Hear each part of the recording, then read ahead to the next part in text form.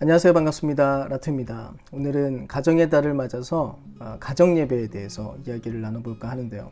여러분들은 지금 가정예배를 드리고 계시나요? 저는 목사인데도 가족들이랑 가정예배를 드리는 게, 그러니까 꾸준히 드리는 게 참 힘든 것 같습니다. 바쁘기도 하고 여러 가지 핑계거리들이 굉장히 많이 떠오르는데 여러분도 그러시죠? 사실 코로나 사태가 터지기 전까지 저희도 제대로 가정예배를 못 드리고 있다가 요즘에 이제 강제적으로 계속 아이들이랑 함께 어쩔 수 없이 있다 보니까 어쩌다 보니까 가정예배를 이렇게 자주 드리게 되었습니다. 그러면서 굉장히 많은 생각을 하게 되더라고요. 아무튼 하나 짚고 넘어가겠습니다. 여러분, 하나님께서 부모에게 주신 가장 귀한 사명 중 하나가 뭔가요? 바로 아이들에게 하나님을 잘 가르쳐서 하나님을 알게 하고 주님의 길 안에 살도록 돕는 일이잖아요. 그래서 부모는 아이들에게 기도도 가르쳐야 되고 하나님을 인식하고 살아가는 모든 방법에 대해서도 알려줄 책임이 있습니다. 사실 그동안 주일학교가 발달하게 되면서 대부분의 가정이 이런 거룩한 사명을 그냥 과감하게 포기해버리고 그냥 교회 공동체에다가 위탁해버리는 일을 하게 되고 말았습니다. 근데 성경이 말하는 가정은 언제나 이런 존귀한 사명을 갖고 있어요. 그리고 그것을 가장 효과적으로 해낼 수 있는 가장 기초적인 방법이 뭐냐면 바로 가정예배라고 할 수 있습니다. 그래서 이제부터 가정예배를 제대로 시작을 하고 또 그것을 잘 유지시킬 수 있는 중요한 팁들을 제가 좀 전해주도록 하겠습니다. 첫 번째, 가정예배의 형식은 대체 어떻게 해야 될까요? 잘 들으세요. 최대한 간단하게 그리고 최대한 짧게 하시는 게 좋습니다. 여러분, 성경은 예배 본질을 말해주지 형식을 말해주지는 않아요. 그러니까 본질에 따라서 형식을 각자 구성하면 되는 거예요. 그러면 어떻게 할까요? 아마 획일화될 필요가 없겠지만 제가 생각하는 현대인의 삶에 부합을 하려면 본질적인 몇 개만 간단하게 넣으시면 된다고 생각을 합니다. 너무 많아지면 다들 질려가지고 어떻게든 안 드리고 싶어 할 거예요. 다 도망가겠죠. 안 드리는 것보단 근데 간단하게라도 하나님 앞에 가족들이 함께 모이는 게 낫지 않겠습니까? 특히 어린 자녀를 키우는 가정은 상상을 초월하게 아주 짧아도 괜찮습니다. 그게 꾸준하게 유지되기만 하면 그게 훨씬 더 유익해요. 자녀들에게 너무 많은 것을 한 번에 가르치고 싶은 그런 유혹을 이겨내세요. 그저 하나님과 함께 사는 것이 당연한 삶이고 또 그것이 절대로 짐스러운 일이 아니고 유익하고 재밌는 일이라는 것만 아이들에게 잘 전달해주면 그것만으로도 굉장히 괜찮은 일입니다. 아무튼 누구나 인정할 만한 꼭 필요한 3가지 순서를 알려드리겠습니다. 이것을 꼭 기억하세요. 성경 읽기, 기도하기, 찬양하기. 끝. 여기에 환경과 상황에 따라서 추가하든 말든 상관없지만 일단 가정예배를 막 시작하려고 하는 그 가정이라면 가급적 딱 이 3가지만 하시기를 추천드립니다.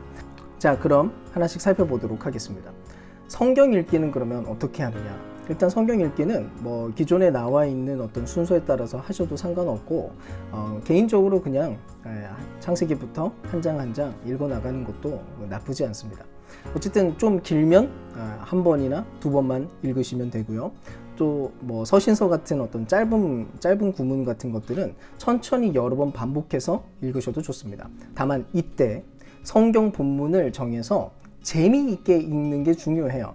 원래 가족끼리는 부끄러운 거 쪽팔린 거 없잖아요. 본문의 장르에 따라서 역할극을 하셔도 되고 어쨌든 연기를 하면서 읽는 거를 추천드리겠습니다. 왜냐?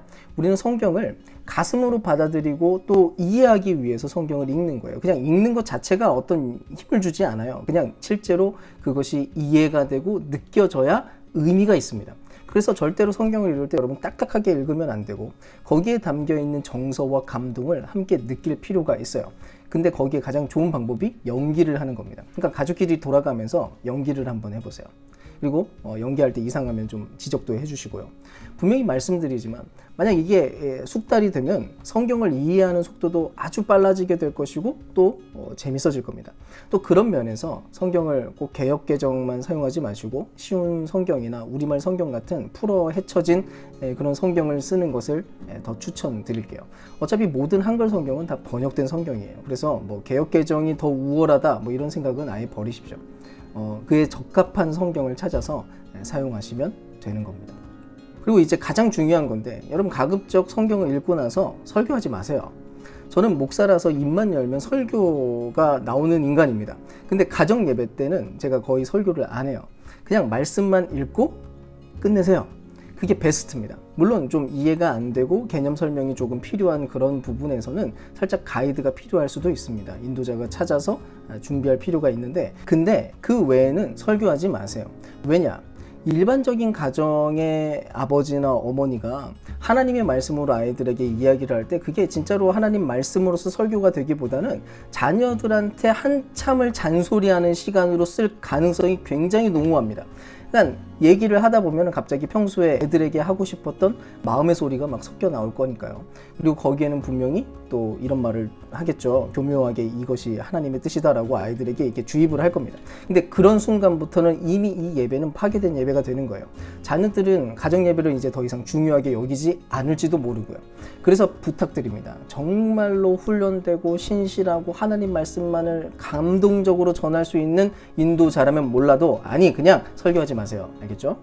아무튼 성경 읽기가 끝나고 나면 다양한 방식으로 서로의 기도 제목을 나누고, 가능하면 자녀들과 가족들과 함께 대화를 나누세요.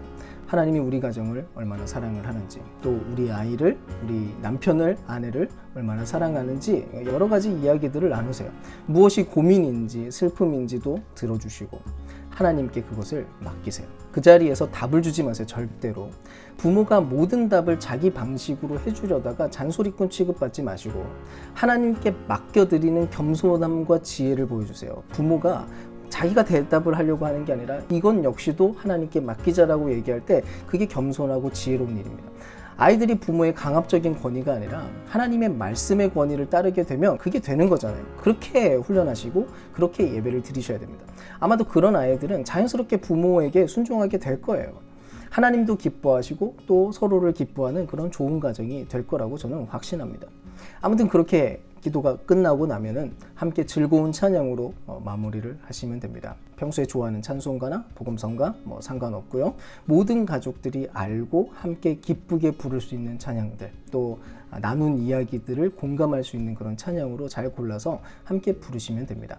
다만 이 찬양이야말로 예배의 하이라이트이자 핵심이라는 것을 아십시오. 하나님을 경배하고 그분을 높이는 행위니까 그 시간에 집중해서 온 마음을 다해서 드리시면 됩니다.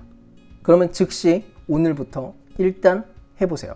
간단하고 짧게 일주일에 몇 번만이라도. 우리 함께 화이팅!